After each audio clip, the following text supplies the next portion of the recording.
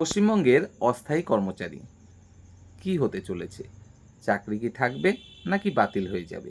যদি চাকরি থাকে তাহলে তাদের স্থায়ী কি করা হচ্ছে শেষ পর্যন্ত? তাদের মাইনে সেটা কি করা হচ্ছে? নাকি যেমনটা সাম্মানিক পাচ্ছিলেন তেমনই চলতে থাকবে? কি হলো আজকের জনতার দরবারে? চলুন সেই বিষয়গুলোই তুলে ধরা যাক আজকের এই ভিডিওতে। স্কিপ না করে পুরো ভিডিওটি দেখুন। আশা করি পুরো বিষয়টা খুবই সুন্দরভাবে বুঝতে পারবেন। দেখুন, আজ ছিল দ্বিতীয় জনতার দরবার। জনতার দরবার বলতে কি? আমাদের বর্তমান মুখ্যমন্ত্রী সাধারণ মানুষদের অভিযোগ শুনছেন, 1:1 কথা বলছেন সাধারণ মানুষদের সাথে এবং তাদের অভিযোগগুলো শুনে সেই মতো ব্যবস্থা করছেন। যতটা সম্ভব চেষ্টা করছেন সাধারণ মানুষজনের উন্নতি করার জন্য। তো আজ এই দ্বিতীয় জনতার দরবারে আমরা দেখলাম হাজার হাজার পশ্চিমবঙ্গের অস্থায়ী কর্মচারী তারা কিন্তু উপস্থিত হয়েছিলেন।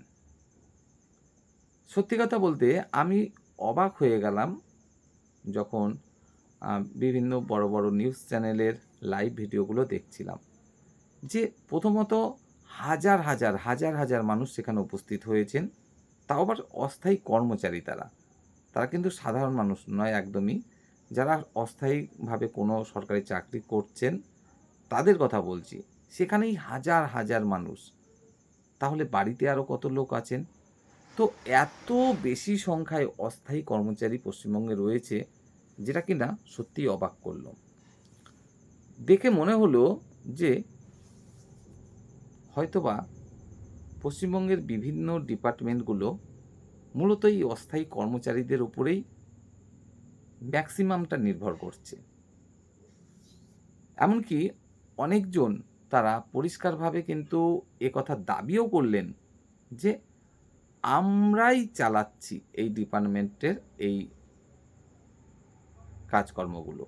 তো আমরা যদি না থাকি তাহলে সত্যিই কিন্তু কাজকর্ম সচল রাখাই কষ্ট। যেমন হাসপাতালের নার্সের বিষয়টা একজন দিদিভাই উল্লেখ করলেন। একজন দিদিভাই 11-12 এর মানে স্কুলের 11-12 এর ব্যাপারগুলো তুলে ধরলেন। একজন দাদাভাই নাকি দিদিভাই তিনি কলেজের যে শিক্ষক-শিক্ষিকা তাদের ব্যাপারটা তুলে ধরলেন। স্থায়ী কর্মচারী সেখানে নেই বললেই চলে, এরকমটাই কিন্তু তাদের অভিমত। মূলত অস্থায়ী যে কর্মচারী তাদের উপরেই এই ডিপার্টমেন্টগুলো নির্ভর করছে। তো স্বাভাবিকভাবেই তাদের যে দুরবস্থা শুধুমাত্র সামান্য সাম্মানিক তাদের দেয়া হয়। তো এই দুরবস্থা থেকে মুক্তি পেতেই তারা কিন্তু হাজির হয়েছিলেন আজকের দ্বিতীয় জনতার দরবারে। সেখানে তারা প্রত্যেকেই তো আর সুযোগ পাবেন না মুখ্যমন্ত্রীর সাথে কথা বলতে, কারণ এত মানুষের সাথে কিভাবে কথা বলা সম্ভব। আর প্রত্যেক ডিপার্টমেন্টের একজন করে ব্যক্তির সাথেও যদি কথা বলতে হয় তাহলেও দেখলাম এত বেশি সংখ্যক ডিপার্টমেন্টের সেখানে মানুষজন রয়েছেন যে একজন করে প্রতিনিধির সাথে কথা বলতে গেলেও কিন্তু প্রচুর সময়ের প্রয়োজন। তো চেষ্টা করছেন সম্মানীয় মুখ্যমন্ত্রী যতটা সম্ভব কথা বলার এবং তাদের সমস্যার সমাধান করার। তবে পশ্চিমবঙ্গের অস্থায়ী কর্মচারী যারা রয়েছেন তাদের মধ্যে কেউ কেউ আবার বাইরে এসে সাংবাদিকদের সাথে কথাও বললেন। তা থেকে আমরা কিন্তু জানতে পারলাম যে এই অস্থায়ী কর্মচারী যারা রয়েছেন তাদের হয়তোবা সবারই অবস্থা এই মুহূর্তে অন্ততপক্ষে উন্নত হচ্ছে না।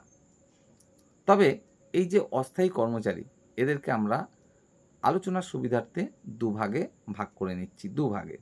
কীরকম?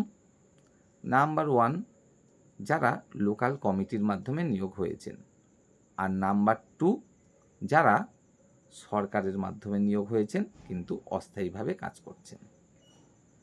তো একজন দিদিভাই লোকাল কমিটির মাধ্যমে নিয়োগটা পেয়েছেন। তিনি সম্মানীয় মুখ্যমন্ত্রীর সাথে কথা বলে বাইরে বেরিয়ে এলেন, সাংবাদিকদের সামনে কথা বললেন, জানালেন তিনি তাদের যে দাবিগুলো তুলে ধরেছেন মুখ্যমন্ত্রীর কাছে। দাবি বলতে কি? তাদের স্থায়ীকরণের ব্যাপারটা তুলে ধরেছেন ন্যূনতম মাইনের ব্যাপারটা। আরও তুলে ধরেছেন এক্সপিরিয়েন্সের নম্বরের ব্যাপারটা। সেক্ষেত্রে তিনি জানালেন যে মুখ্যমন্ত্রী প্রথম দুটো অর্থাৎ স্থায়ীকরণ এবং মাইনে, এই দুটো বিষয় কিন্তু এই মুহূর্তে স্বীকার করেননি। অর্থাৎ তিনি এই মুহূর্তে তেমন কোনো প্রতিশ্রুতি দেননি যে আপনাদের স্থায়ীকরণ করব বা মাইনে বৃদ্ধি করব। কারণ স্থায়ীকরণ করতে গেলে, মাইনে বৃদ্ধি করতে গেলে স্বাভাবিকভাবেই একটা বিরাট অঙ্কের টাকার ব্যাপার সেখানে চলে আসবে। আর রাজ্যের যা অবস্থা তাতে করে তো বুঝতেই পারছেন যে কত দেনার দায়ে ডুবে আছে আমাদের রাজ্য। স্বাভাবিকভাবেই হয়তো মুখ্যমন্ত্রী দেখছেন এই মুহূর্তে সম্ভব নয় এই বোঝা আমার পক্ষে টানা। হয়তো তার জন্য আপনাদের অপেক্ষা করতে হতে পারে আরও সময়। যদি সেরকম সামর্থ্য হয়ে ওঠে পশ্চিমবঙ্গের, হয়তো বা আগামী দিনে আপনাদের স্থায়ীকরণ করতে পারে বা স্যালারি বৃদ্ধি করতে পারে। তবে এই মুহূর্তে যে করা সম্ভবপর হচ্ছে না সেটা কিন্তু আমরা ওই দিদিভাইয়ের কথার পরিপ্রেক্ষিতে পরিষ্কারভাবে বুঝতে পারছি। এবার আসলো ২ নম্বর, অর্থাৎ সরকারের দ্বারাই নিয়োগ কিন্তু অস্থায়ীভাবে কাজ করছেন। যেমন সিভিক ভলেন্টিয়ার, যেমন আশাকর্মী, যেমন শিক্ষাবন্ধু, এই সমস্ত ক্ষেত্রে না, তেমন কোনো প্রতিনিধি আমরা দেখলাম না আজ মুখ্যমন্ত্রীর সাথে কথা বলতে। যদি তেমন কোনো প্রতিনিধি কথা বলতো এবং বাইরে এসে সাংবাদিকদের সামনে কোনো মন্তব্য করতো, আমরা সেই বিষয়টি জানতে পারতাম, বুঝতে পারতাম। তবে সরকারের দ্বারা নিয়োগ যারা পেয়েছেন তাদের ক্ষেত্রে কিন্তু হয়তোবা অন্ততপক্ষে লোকাল কমিটির মাধ্যমে যারা নিয়োগ পেয়েছেন তাদের থেকে একটু হলেও সদর্থক ভূমিকা আমরা দেখতে পারি, এমনটাই কিন্তু মনে করা হচ্ছে। কারণটা কি? তফাৎটা কোথায় লোকাল কমিটি আর সরকারের দ্বারা নিয়োগের ক্ষেত্রে? যেমন প্যারা টিচার নিয়োগ হয়েছিল পশ্চিমবঙ্গে একবারই, তখন কিন্তু দেখা হয়েছিল অঞ্চলভিত্তিক এই প্যারা টিচার নিয়োগ করা হয়েছিল। আপনি যে গ্রামের বাসিন্দা সেই গ্রামেই আপনি যদি কোনো স্কুলে প্যারা টিচারের প্রয়োজন হয় আপনি আবেদন করেছেন। শুধু আপনি না, আপনার গ্রামের বাসিন্দারাই সেখানে আবেদন করতে পেরেছে। তো আরও ৫ জন আবেদন করেছে। স্বাভাবিকভাবেই যার প্রাপ্ত নম্বর বেশি ছিল সেই কিন্তু প্যারা টিচার হিসাবে নিয়োগটা পেয়েছেন। অনেকেই মানে নানান রকম গল্প দেবে এখানে যে না, না এখানেও স্বজন পোষণ হয়েছে, টাকা নিয়ে নিয়োগ হয়েছে ইত্যাদি, ইত্যাদি, ইত্যাদি।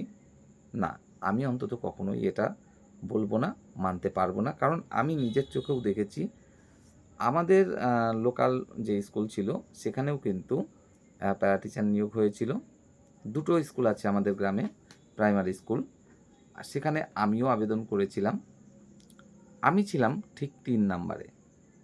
আমাদের অঞ্চলের বেশ যে এরিয়াগুলো রয়েছে, তো সেখানে অনেকেই আবেদন করেছিল আমাদের এই ২ টো স্কুলের জন্য।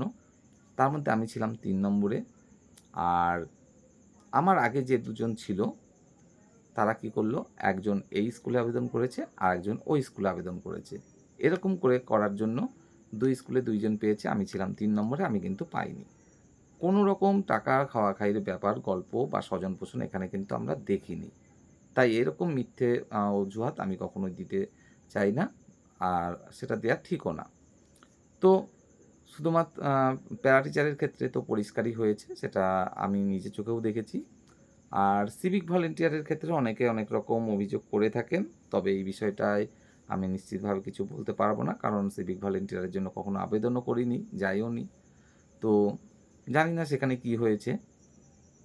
তবে যেহেতু সরকার এই মুহূর্তে যারা কোনো ম্যানেজিং কমিটির মাধ্যমে নিয়োগ পেয়েছেন তাদের ক্ষেত্রে আর্থিক বোঝা এই মুহূর্তে চাইছেন না টানতে। তো যারা সরকারের দ্বারাই নিয়োগপ্রাপ্ত হয়েছেন তাদের ক্ষেত্রে কি করা হবে সেটা এখন দেখার বিষয়। তবে আশা রাখব যে এই মুহূর্তে যদি সম্ভবপর নাও হয়, আগামী দিনে হয়তোবা যারা অস্থায়ী হিসাবে কাজ করছেন তাদের যে দুরবস্থা সেখান থেকে মুক্তির জন্য অবশ্যই সরকার চেষ্টা করবে। তো দেখা যাক, এখন অপেক্ষা ছাড়া আর কী বা করা যাবে।